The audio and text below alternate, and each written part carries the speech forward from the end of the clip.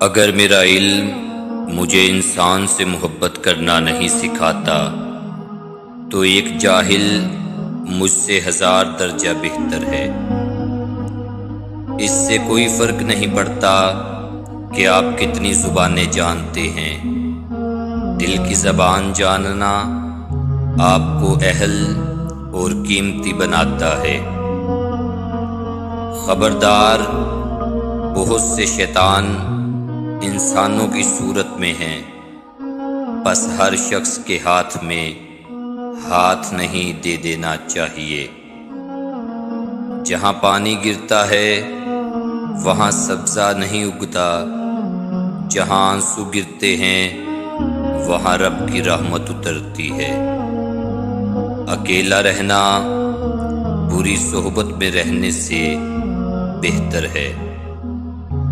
ماں باپ کے ساتھ آپ کا سلوک ایسی کہانی ہے جو لکھتے آپ ہیں لیکن آپ کی اولاد آپ کو پڑھ کر سناتی ہے۔ قابل رحم ہے وہ قوم جس کے پاس عقیدے تو بہت ہیں مگر دل یقین سے خالی ہے۔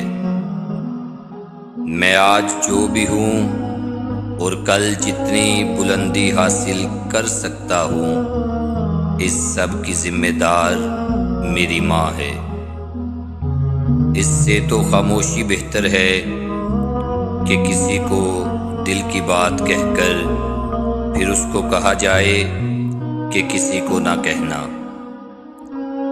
جب کسی آدمی کو اس کی بساط سے زیادہ دنیا مل جاتی ہے تو وہ لوگوں سے برا سلوک کرتا ہے۔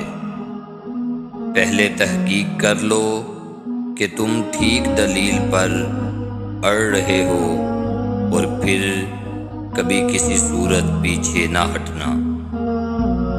تم اپنا مستقبل تو نہیں بدل سکتے لیکن تم اپنی عادات بدل سکتے ہو، اور تمہاری عادات ہی تمہارا مستقبل بدلیں گی۔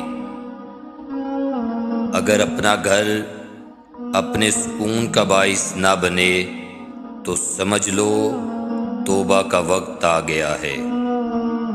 یاد رکھیں، مقدس اور پاک مقام میں داخل ہونے کا راستہ آپ کے اندر ہے۔ بات کے اندر کی بات سمجھنے کے لیے ذات کے اندر کی ذات سے رابطہ ہونا ضروری ہے۔ خدا کی مخلوق کی خدمت کرنا خدا کو خوش کرنے کا بہترین ذریعہ ہے۔ جاہلوں کا طریقہ یہ ہے کہ جب ان کی دلیل مقابل کے آگے نہیں چلتی تو وہ لڑنا شروع کر دیتے ہیں۔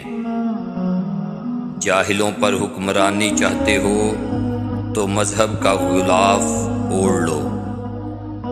دنیا میں ہر چیز بہانے سے ملتوی کی جا سکتی ہے مگر تقدیر اور موت نہیں۔ غصہ ہمیشہ بیوقوفی سے شروع اور شرمندگی پر ختم ہوتا ہے۔